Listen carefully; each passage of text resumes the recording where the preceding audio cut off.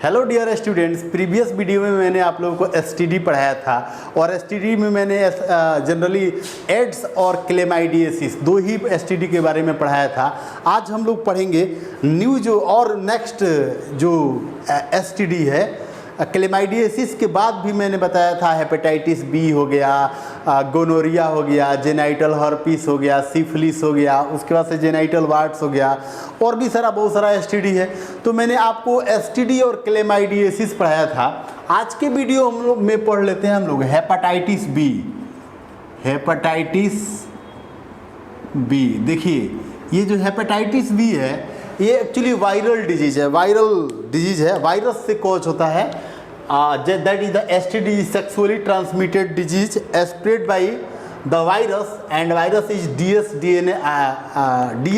DNA virus. तो यहाँ पे इसको बोलते हैं, देखिएगा हेपेटाइटिस बी, यहाँ पे हम लोग लिख देते हैं इसका कॉजेटिव एजेंट। कॉजेटिव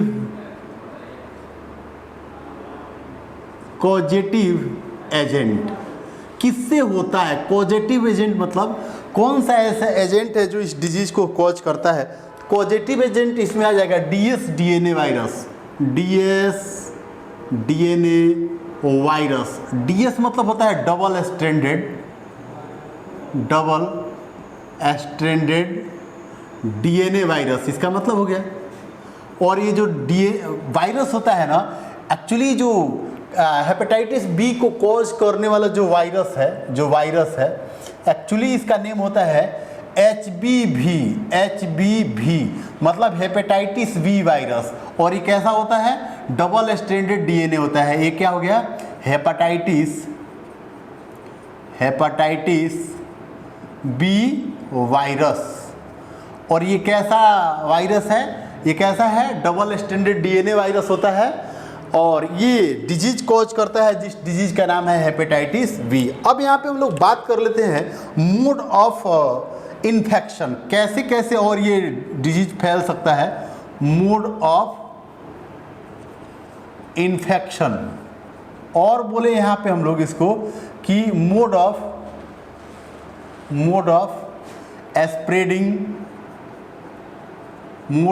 स्प्रेडिंग, और बोल सकते हैं mode of transmission,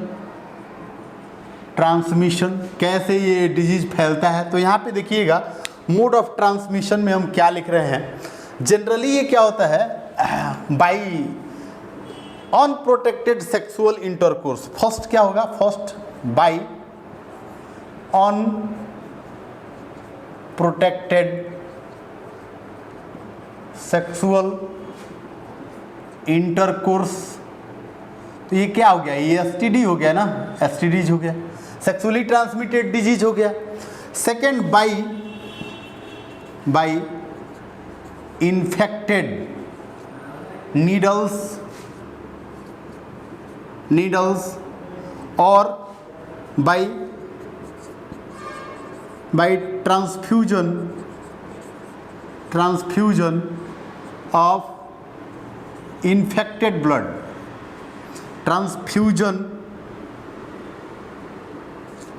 transfusion of infected blood, transfusion of infected blood। और कैसे फैल सकता है? Fourth, by the infection of body fluids, by the infection of body fluids और by infected food and water, और by infected food and water. इतने तरीके से ये डिजीज क्या हो सकता है? स्प्रेड हो सकता है। लेकिन आपको मेनली ध्यान देना है, इस चैप्टर में हम लोग मेनली एसटीडीज को पढ़ रहे हैं, एसटीडीज। तो यहाँ कंसीडर ये करना है कि जो हेपेटाइटिस बी है ये एसटीडीज है, सेक्सुअल इंटरकोर्स के थ्रू भी क्या होता है? ये स्प्रेड होता है। अब हम लोग देखेंगे इसका सिम्टम्स क्या होता है। जनरली मेल और फीमेल के अंदर इसका सिम्टम्स क्या होगा। तो आइए हम लोग इसका सिम्टम्स देखते हैं। हेपेटाइटिस बी का सिम्टम्स, ये जो हेपेटाइटिस बी वायरस है मेनली इन्फेक्ट करता है किसको, लीवर को, इन्फेक्टेड पार्ट लीवर। यहाँ पे थोड़ा सा एक पार्ट हम लिख दें, पहले हम लोग लिख लेते हैं इन्फेक्टेड पार्ट।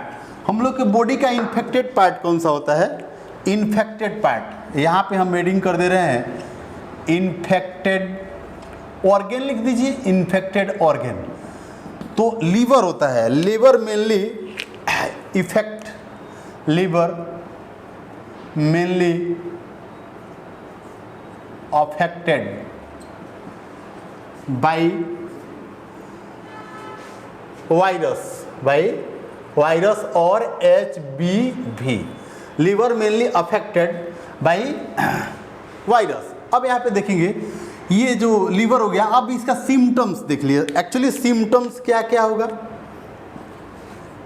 सिम्टम्स, तो सिम्टम्स में आ जाएगा सबसे पहले क्या होगा कि जब लीवर डैमेज करता है ना तो पर्सन को क्या होता है कि नौसिया होने लगता है। नौसिया मतलब बोलते हैं ना कि फीलिंग ऑफ वोमिटिंग, वोमिटिंग उसको फील होगा। तो इसमें सिम्टम्स में क्या लिखेंगे, नौसिया, नौसिया, और बोलेंगे वोमिटिंग, वोमिटिंग उसको फीलिंग हो गया। लॉस ऑफ एपेटाइट, भूख नहीं लगेगा उसको, लॉस ऑफ एपेटाइट, ये सारा कंडीशन होगा। फिर क्या होगा, increase in amount of, increase in amount of bilirubin, bilirubin and बिलिवर्डिन, बिलिवर्डिन।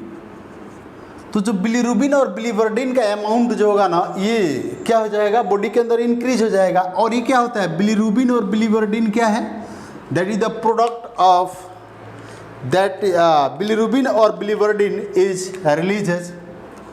ये क्या होगा, दिस पिगमेंट, ये क्या है, yellow colour pigment, yellow colour pigment form by rupturing of haemoglobin, haemoglobin. ध्यान रखिएगा, हीमोग्लोबिन जब ब्रेक होता है ना तो ये बिलिरुबिन और बिलिवर्डिन बॉडी के अंदर क्या करता है, इंक्रीज कर जाता है। तो इसके बाद क्या होगा, जॉन्डिस, इंक्रीज, ऐसे भी लिखेंगे more amount of bilirubin and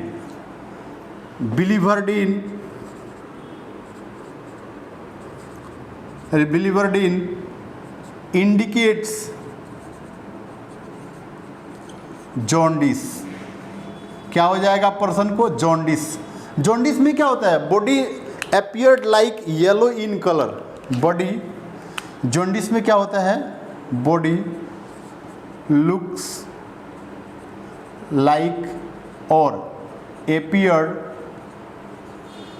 yellowish in colour, और पेल येलो कलर, बहुत ज़्यादा येलो नहीं होगा, येलोइश कलर में दिखने लगेगा।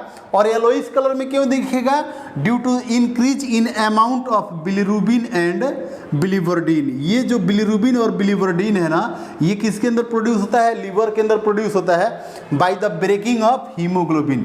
हीमोग्लोबिन के ब्रेक होने से बिलिरुबिन और बिलिवर्डिन का अमाउंट बॉडी के अंदर इंक्रीज करता है। और ये बिलिरुबिन बिलिवर्डिन क्या करता है, अब बॉडी को येलो कलर मतलब देने लगता है, येलो कलर बॉडी दिखने लगता है, जो किसका इंडिकेशन है, जॉन्डिस का इंडिकेशन है। जॉन्डिस क्या होता है, जब डैमेज ऑफ लीवर या इन्फेक्शन इन लीवर, लीवर के अंदर जब इन्फेक्शन होता है ना तो पर्सन को जॉन्डिस डिजीज होता है।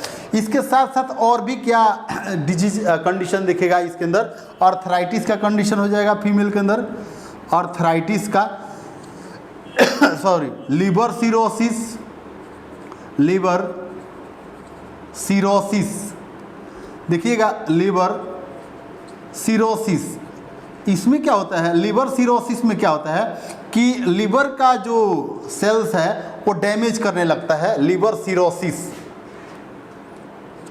तो जो लीवर का सेल्स है वो डैमेज करने लगता है, हार्ड हो जाता है, फाइब्रस हो जाता है, और जगह जगह पे कहीं कहीं पे जो लीवर का सेल है वो रप्चर करके वहाँ से ब्लीडिंग होने लगता है।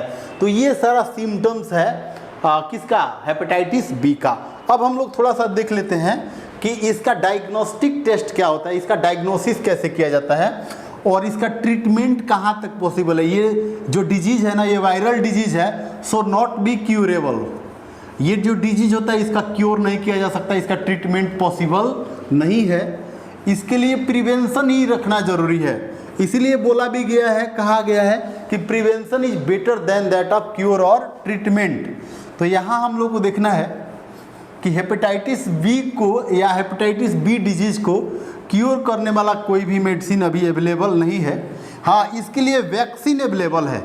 आप इससे बचने के लिए पहले ही वैक्सीन ले सकते हैं, और इसका जो वैक्सीन है वो 3 डोज में अवेलेबल है। वैक्सीन तो अभी हम इसको बता देते हैं। अभी देखिए, पहले इसका आप डायग्नोस्टिक टेस्ट देख लीजिए कि जो हेपेटाइटिस बी है इसका डायग्नोस्टिक टेस्ट कैसे किया जाता है। डायग्नोस्टिक टेस्ट यहाँ हम हेडिंग कर दे रहे हैं, डायग्नोस्टिक टेस्ट कैसे इसका जांच किया जाता है, डायग्नोस्टिक टेस्ट। तो देखिएगा, हेपेटाइटिस बी डिजीज का जो डायग्नोस्टिक टेस्ट है इसका नेम होता है, name of diagnostic test is Australian antigen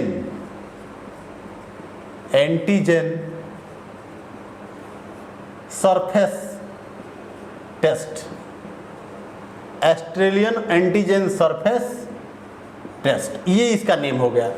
Australian antigen test ऐसे भी बोल सकते हैं, ऑस्ट्रेलियन एंटीजन टेस्ट सिंपल बोल सकते हैं, एंटीजन टेस्ट। इसका और एक नेम क्या है, इसका देखिए अनदर नेम, बहुत सारा नेम है इस ऑस्ट्रेलियन एंटीजन जो टेस्ट है, इसका और नेम क्या हो जाएगा, HB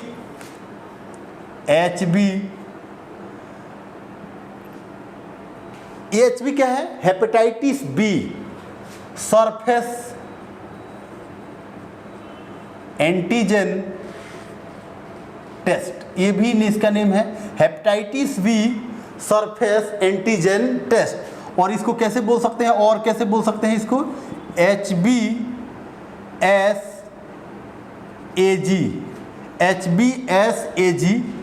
टेस्ट, ये भी बोल सकते हैं। और इसको कैसे बोल सकते हैं, HBsAg test. Antigen hepatitis B surface antigen test, full form हो गया hepatitis B surface antigen test, या ऐसे भी बोल सकते हैं hepatitis B surface antigen test, ऐसे भी आप इसको लिख सकते हैं। तो इसके टेस्ट का ये नेम हो गया।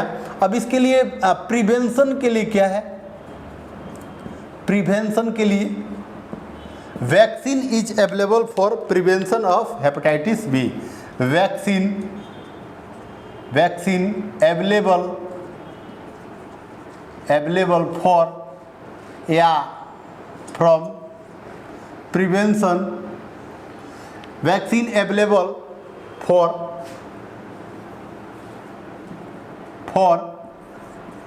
Hepatitis B.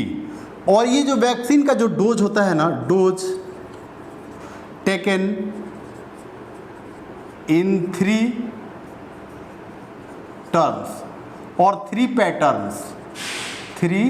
पैटर्न। कैसे, इससे ऐसे इंडिकेट किया जाता है, जो हेपेटाइटिस बी है इसका जो डोज है ऐसे इंडिकेट किया जाता है 0, 1, 6, और ये मंथ होता है, ये मंथ ये भी हो गया मंथ, और ये भी क्या हो गया मंथ। ये फर्स्ट डोज है, फर्स्ट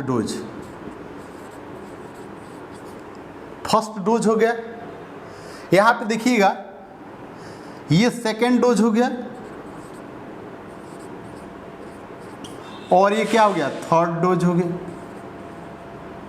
तो इसका मतलब क्या हो गया, जो फर्स्ट डोज आज जो लेंगे हम, पहला जो वैक्सीन लेंगे आज उसको जीरो, पहला दिन को जीरो मानेंगे और उसके ठीक 1 मंथ के बाद फर्स्ट क्या हो गया 1 मंथ, मतलब जो पहला डोज लिए उसको जीरो कंसीडर करेंगे और उस दिन से 1 मंथ के बाद जो डोज लेंगे वो सेकेंड डोज होगा और उसके सेकेंड डोज के 6 मंथ बाद जो डोज लेंगे वो क्या होगा थर्ड डोज होगा।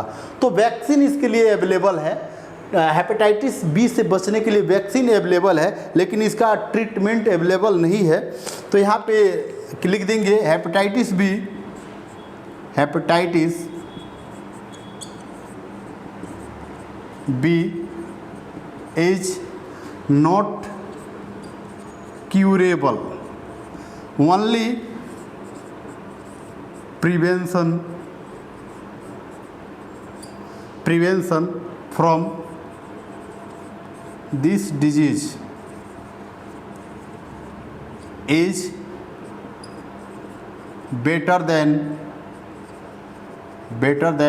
cure और ट्रीटमेंट। इससे जितना हम बच के रहेंगे उतना ही हमारे लिए फ़ायदा है। तो क्या है कि हम कंटामिनेटेड वाटर नहीं लेंगे, कंटामिनेटेड फूड नहीं लेंगे, जनरली जो एसटीडीज है उससे हम अवेयर रहेंगे, जो ब्लड ट्रांसफ्यूजन हो रहा है उससे अवेयर रहेंगे, जो नीडल ले रहे हैं उससे अवेयर रहेंगे, तो ये डिजीज़ हम लोगों को नहीं होगा। इसके बाद जो हम लोग देखेंगे, ये तो हेपेटाइटिस बी हो गया। इसके बाद हम लोग देख लेते हैं नेक्स्ट डिजीज जो है उसका नेम है गोनोरिया। इसके बाद देखिए गोनोरिया, तो एसटीडी बता दिया, मैंने आप लोगों को हेपेटाइटिस बी बताया और हेपेटाइटिस बी के बाद हम लोग देख लेते हैं इसके बाद गोनोरिया। आइए नेक्स्ट जो डिजीज होगा उसको हम लोग स्टडी करेंगे, गोनोरिया। तो गोनोरिया क्या होता है यहाँ पे देखेंगे, ये बैक्टीरियल डिजीज है, बैक्टीरियल एसटीडीज है। यहाँ पे लिख दे रहे हैं हम लोग, ये क्या है बैक्टीरियल एसटीडीज, क्या है ये बैक्टीरियल एसटीडीज है। अब इसके बैक्टीरिया का क्या नेम होगा, यहाँ पे दे रहे हैं हम कॉजेटिव एजेंट, कॉजेटिव एजेंट। तो यहाँ पे देखेंगे कौन सा बैक्टीरिया होगा, इसका नेम होगा नीसेरिया गोनोरी, नीसेरिया गोनोरी, ये बैक्टीरिया का नेम होंगे। ये बैक्टीरिया क्या है थोड़ा सा हम लोग बात करेंगे। ये ग्राम निगेटिव डिप्लोकोकस होता है, ग्राम निगेटिव डिप्लोकोकस बैक्टीरिया होता है। ग्राम निगेटिव डिप्लोकोकस का मतलब क्या हो गया कि एक डिप्लोकोकस, कोकस मतलब स्फेरिकल, स्ट्रक्चर इसका कैसे होगा स्फेरिकल होगा और इसके साथ साथ एक और स्फेरिकल स्ट्रक्चर, 2 बैक्टीरिया एक साथ होंगे। तो डिप्लोकोकस का मतलब क्या होगा कि ये 2 स्फेरिकल के फॉर्म में होगा, 2 स्फेयर के फॉर्म में होगा। और ये ग्राम निगेटिव, ग्राम साइंटिस्ट का नेम है ना, और ग्राम निगेटिव का मतलब क्या होगा कि ये ग्राम स्टेन से रिएक्ट नहीं करता है, सो इट इज निगेटिव, क्योंकि इसके अंदर टिकोइक एसिड एब्सेंट होता है। और जिस बैक्टीरिया के अंदर टिकोइक एसिड प्रेजेंट होता है वो ग्राम पॉजिटिव बैक्टीरिया होगा, और जिस बैक्टीरिया के अंदर टिकोइक एसिड एब्सेंट होगा वो ग्राम निगेटिव होगा। ग्राम साइंटिस्ट का नेम है, इसने जो स्टेन बनाया था तो जो बैक्टीरिया स्टेन से रिएक्ट कर गया वो पॉजिटिव था, ग्राम पॉजिटिव कहा गया, और जो रिएक्ट नहीं करता है उसको ग्राम निगेटिव। तो अब हमको ये देखना है कि कौन सा बैक्टीरिया जो होगा वो ग्राम स्टेन से रिएक्ट करेगा। तो जिसके अंदर टिकोइक एसिड प्रेजेंट होगा वही ग्राम स्टेन से रिएक्ट करेगा। तो ये जो नीसेरिया गोनोरी है ऐसा बैक्टीरिया है जो टिकोइक एसिड इसके अंदर नहीं होता है, इसलिए ग्राम स्टेन से ये रिएक्ट नहीं करता है, इसलिए इसको बोलते हैं ग्राम निगेटिव डिप्लोकोकस बैक्टीरिया। अब हम लोग यहाँ पे देखेंगे कि इसका सिम्टम्स देखेंगे हम लोग। सिम्टम्स किसके अंदर दिखेगा, इसका सिम्टम्स देखिए। तो इसका सिम्टम्स जो होगा mostly seen in male, more obvious in male. क्या सिम्टम इसका दिखेगा, first inflammation in mucous membrane, inflammation in mucous membrane of urinogenital organ. Inflammation दिखेगा। और क्या दिखेगा, सेकंड क्या दिखेगा symptoms, burning sensation while urination. जब यूरिन लॉस करेगा या यूरिन को एलिमिनेट करेगा मेल, तो उसके जो यूरिनोजेनिटल सिस्टम है उसके अंदर बर्निंग सेंसेशन क्रिएट होता है। ये तो मेल के अंदर हो गया। इन केस ऑफ फीमेल ऐसे लेते हैं, इन केस ऑफ फीमेल के अंदर क्या होगा, for long duration of infection, for long या ड्यू टू ऐसे लिखेंगे, due to long duration of infection, arthritis and sterility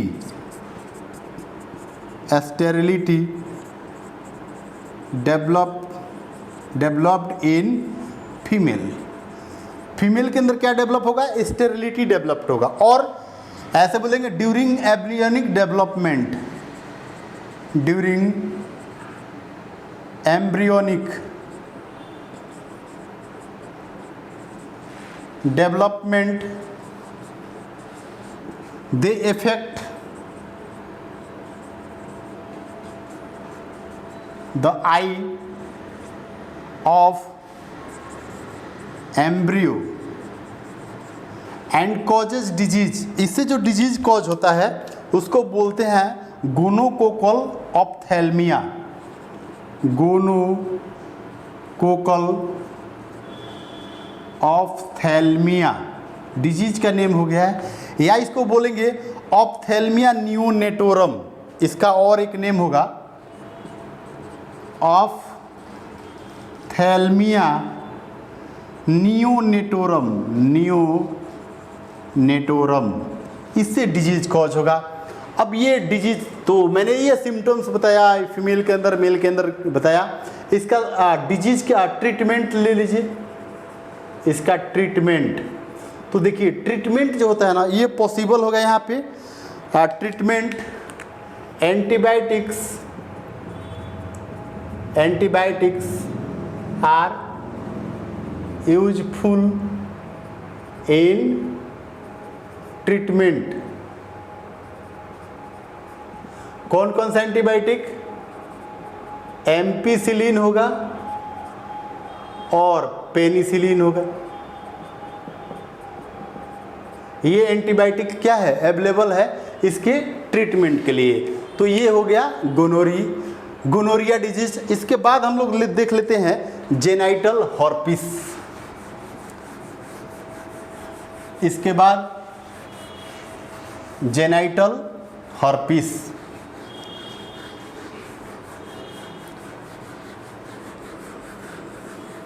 तो देखिए ये तो गोनोरिया मैंने बताया। इसके बाद देखिए जेनाइटल हॉर्पिस, नेक्स्ट जो डिजीज होगा जेनाइटल हॉर्पिस। तो यहाँ पे देखेंगे जेनाइटल हॉर्पिस, तो ये जो डिजीज होगा ये generally caused by the virus. ये वायरल एसटीडीज है, वायरल एसटीडीज। अब इसका वायरस का नेम क्या होगा, तो यहाँ लिख दीजिए कॉजेटिव एजेंट। ये एग्जाम में यही क्वेश्चन ज़्यादातर आने वाला है, ऑब्जेक्टिव क्वेश्चन में यही सब आएगा कि जो एसटीडीज है उसका कॉजेटिव एजेंट कौन सा है। तो यहाँ पे जो कॉजेटिव एजेंट्स होगा जेनाइटल हॉर्पिस का, ये होगा हॉर्पिस सिम्प्लेक्स वायरस। ये इसका वायरस का नेम हो गया हॉर्पिस सिम्प्लेक्स वायरस, और इसको HSV बोल सकते हैं, हॉर्पिस सिम्प्लेक्स वायरस। इसमें क्या होता है, mostly affect the female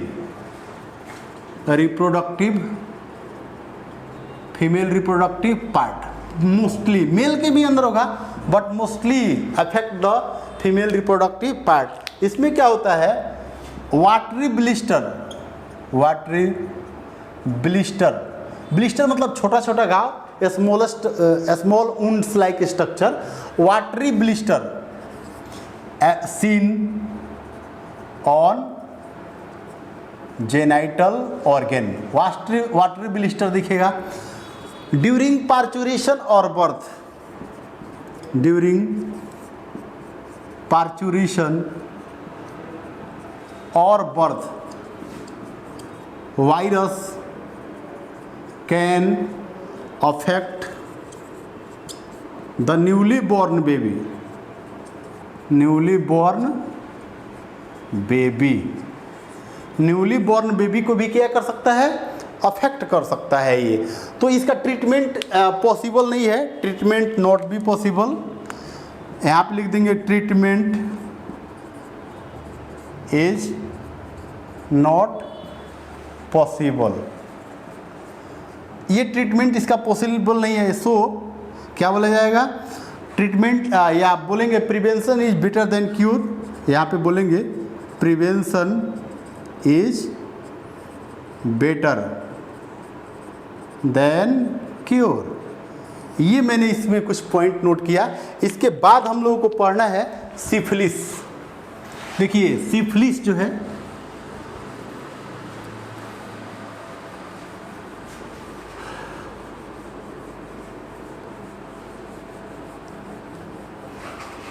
syphilis, इसके बाद ये तो जेनाइटल हर्पिस मैंने बताया। इसके बाद जो एक और इम्पोर्टेंट डिसऑर्डर्स है एसटीडीज, उसका नेम है सिफिलिस। ये भी जो डिजीज है ना mostly seen in case of female, female के अंदर ज़्यादा इसका सिम्टम्स दिखता है। तो यहाँ पे देखेंगे ये बैक्टीरियल एसटीडीज है, क्या है, बैक्टीरियल एसटीडीज। तो कॉजेटिव एजेंट्स क्या होगा, कॉजेटिव एजेंट इसका क्या होगा, ट्रिपेनोमा, ट्रिपोनीमा पैलिडम, ट्रिपोनीमा पैलिडम। ये क्या है, एक बैक्टीरिया है। ये बैक्टीरिया का एक बहुत ही इंपॉर्टेंट क्वालिटी है कि क्या करता है, ये प्लेसेंटा को क्रॉस करके और एम्ब्रियो के जो डेवलपमेंट हो रहा है माँ के यूट्रस में जो एम्ब्रियो, उसको भी ये क्या करता है, अफेक्ट कर सकता है। तो यहाँ पे हम लोग देखेंगे can cross the placenta, this bacteria can crosses the placenta and causes infections in developing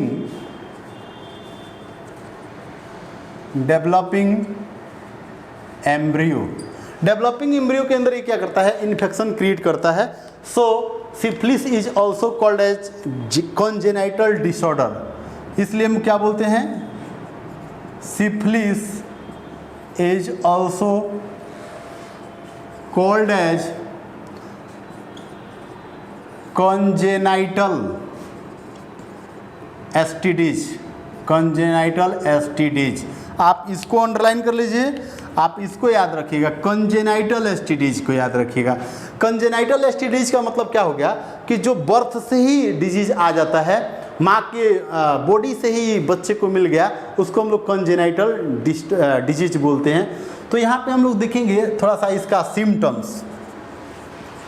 symptoms देखेंगे। तो सिम्टम्स जो होगा appeared in 3 phase, symptoms appeared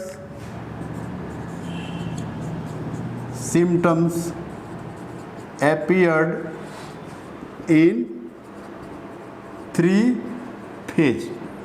first phase यहाँ पे लिख दे रहे हैं, फर्स्ट फेज क्या होगा, hard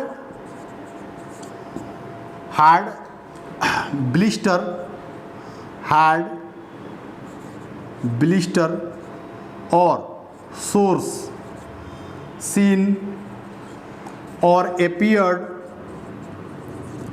on genital organs, genital organs male female दोनों के ऊपर हो सकता है। सेकेंड फेज में क्या होगा, सेकेंड फेज में क्या होगा, watery blister appeared on genital organs, या यहाँ पे देखेंगे watery blister appeared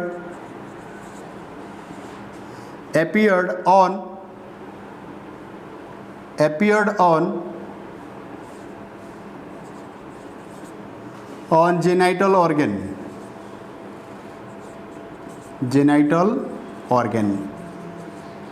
appeared on genital organ। Third phase में क्या होगा, watery blister spread all over the genital organ, watery blisters spreads all over the genital organ। और इसको क्या बोलते हैं हम लोग, यही ऐसा फेज है ना थर्ड फेज में, in this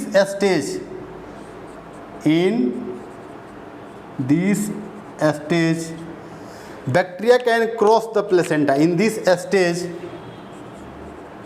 bacteria crosses the placenta. इसी स्टेज में बैक्टीरिया क्या करता है, प्लेसेंटा को क्रॉस करता है। अब यहाँ पे थोड़ा ट्रीटमेंट का बात करेंगे। ट्रीटमेंट तो antibiotics are useful in treatment. कौन कौन सा एंटीबायोटिक होगा, एम्पिसिलिन हो जाएगा, एम्पिसिलिन, एमोक्सिसिलिन हो जाएगा, पेनिसिलिन हो जाएगा। ये सारा एंटीबायोटिक है, इसके ट्रीटमेंट में इसका यूज होता है। तो ये मैंने बताया आप लोगों को सिफिलिस। लास्ट में जेनाइटल वार्ट्स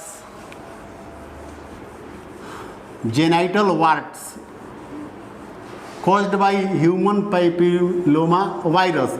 जनरली आपसे जो कॉजेटिव एजेंट है वही पूछेगा। इतना सारा symptoms theory, question long question आने से इतना आप लोगों को लिखना होगा। इससे बहुत शॉर्ट क्वेश्चन आता है, ज़्यादातर ऑब्जेक्टिव क्वेश्चन आने का चांसेस रहता है। और क्या क्वेश्चन आएगा, डिजीज और उसका कॉजेटिव एजेंट। डिजीज का नेम रहेगा और पूछेगा इसका कॉजेटिव एजेंट बताइए। तो लास्ट में हम बात कर लेते हैं जेनाइटल वार्ट्स। तो ये भी क्या है, that is the viral STDs और वायरल डिजीज। वायरल एसटीडीज, ये वायरल एसटीडीज है। तो इसका वायरस का नेम क्या हो गया, वायरस का ह्यूमन पैपिलोमा वायरस। तो क्या हो गया इसका short name, HPV, human papilloma virus. और इससे क्या होता है, वार्ट्स, मोस्टली वार्ट्स सीन और अपीयर्ड ऑन जेनाइटल ऑर्गेन्स। ये हो गया जेनाइटल वार्ट्स के बारे में। इसके बाद लास्ट में एक और डिसऑर्डर आपके एनसीईआरटी बुक में दिया है, ट्राइकोमोनियसिस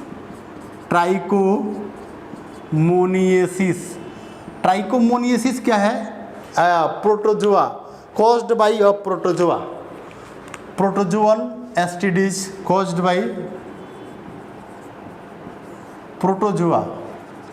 और उस प्रोटोजोआ का नेम क्या है, नेम ऑफ प्रोटोजोआ का नेम आपको बताना होगा, ट्राइकोमोनास वेजाइनेलिस।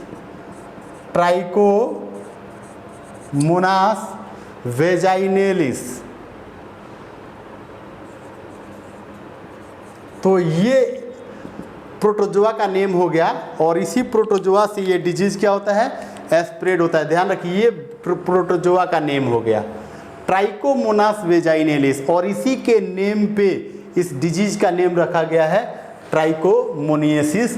इसमें क्या होता है, inflammation seen in genital organ. इसमें क्या होता है, inflammation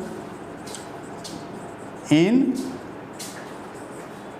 genital organ, inflammation in genital organ. तो स्टूडेंट्स आज के वीडियो में मैंने आपको एसटीडीज कंप्लीट कर दिया। नेक्स्ट वीडियो में हम लोग पढ़ेंगे आर्ट्स। आज के लिए इतना ही, थैंक यू।